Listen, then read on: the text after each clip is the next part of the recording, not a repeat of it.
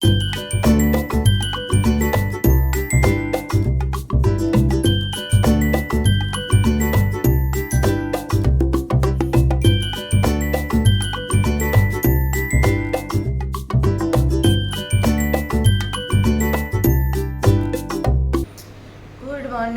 શ્રી કૃષ્ણ. આજે જે 11 સરસ મજાની તો જો અહીંયા વેફર તળી નાખી છે સવારમાં ને અહીંયા બનાવી નાખ્યા છે કડકડિયા અને એની સાથે છે અહીંયા સરસ મજાની ચા. નીલભાઈ બનાવે છે ગરમીમાં ઠંડુ ઠંડુ લીંબુ શરબત. બધા માટે બનાવજો. કેટલું વળ કરે છે આમ જો લીંબુ નીચેવા. હા હા હા નો આવડે ભાઈ, મમ્મી જેવું તમને નો આવડે. मम्मी से क्या मैं कम हूँ? हाँ मम्मी से कम ही हो. ને અહીંયા જો ચણા મૂકી દીધા છે બાફવા. આજે 11 છે પણ બાકીના નથી રહ્યા એટલે એ બધા માટે ચણાનું શાક બનાવવાનું છે. મને ભૂલાઈ ગયું કે 11 છે ને ચણા મેં પલાળી દીધા. તો હવે હું તો મારા માટે મોરૈયાની ખીચડી બનાવી લઈશ ઝટપટવાળી. અને અહીંયા મેં ચણા બાફવા માટે મૂકી દીધા છે. તો ચાલો ચણાય બફાઈ જાય તે થોડુંક આપણું લીંબુ શરબત બની જાય. અને અહીંયા ભાઈ વાટે બેઠા છે કે મમ્મા મોગલી કરી દે. કા લાવો મોગલી શરૂ કરી દઉં ને. હા એટલું લીંબુ નાખી દે, લીંબુ તો સારું. તો આપણે ટીવીમાં છે ને પેન ડ્રાઈવ ચડાવેલી છે અને એમાં એક મોગલીનો સરસ મજાનો એપિસોડ છે. તો એ આ ભાઈને ચાલુ કરી દઈએ એટલે એ ભાઈ મળે મોગલી જોવા. ચાલો આવી ગયું. જોવું છે ને મોગલી? જોવા મળો.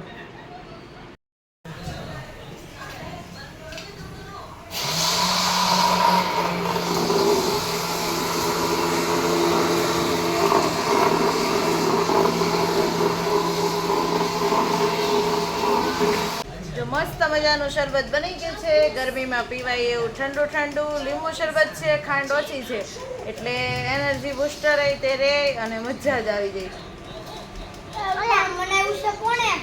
બનાવ્યું છે નીલભાઈ. Thank you નીલભાઈ.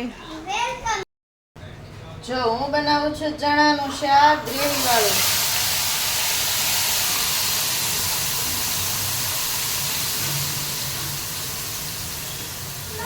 બહુ ઉડ્યું.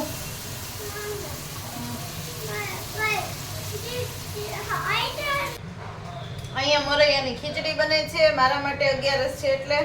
અને અહીંયા જો ગ્રેવી વઘારી દીધી છે અને ચણા આપણે મસ્ત કુકરમાં બફાઈ ગયા છે. તો ચણાનું શાક બનાવી નાખીએ અને રોટલી બનાવી નાખીએ. અને પાકલ કેરી તો છે જ તે સાથે કેરી. તે કેરીની સીઝન હોય તો કેરી તો ખાવી જ પડે ને. આહા જો સરસ મજાની કેરી છે એ અહીંયા ઠંડી કરવા માટે મૂકી દીધી છે. મસ્ત કેરીનો કલર જ ભગવાન એટલો સરસ બનાવ્યો છે કેમ થાય કે નહીં આપણે કેરી તો ખાઈ જ લઈ. તો મસ્ત કલર જ એવો છે ને કે આમ જોઈને એમ થાય કેરી ખાઈ જ લઈ. જો હું ને ધર્મભાઈ સૂઈને ઉઠી ગયા છીએ ને પાછળ જો મારા ધર્મભાઈ દેખાતા હશે. મારા ગળામાં આ રીતે પગ નાખીને બેસી ગયો. બોલો મને પગ રાખવા દે ને, મને પગ રાખવા દે ને. ધર્મ ચાલો હવે ચા દૂધ બની ગયું. પીવું છે ને? હા ચા દૂધ પી લઈએ હવે. પછી પાછા મસ્ત મસ્ત માથું બાથું વળીને ફ્રેશ થઈ જાય. કપડાં સકેલવાના છે ઘણા બધા. સકેલી નાખીએ, ઇસ્ત્રી કરી નાખીએ. ચાલો એ બધું કામ કરી નાખીએ ફટાફટ. સામે મરચાં આવી ગયા છે એને વ્યવસ્થિત ફ્રીજમાં જગ્યા હોય તો મૂકી દઈએ. ને અમારા ધર્મભાઈ જો રમકડા ફેલાવી દીધા છે એને થોડુંક સાફ કરી દઈએ. કામ તો કંઈ ખૂટવાનું જ નથી.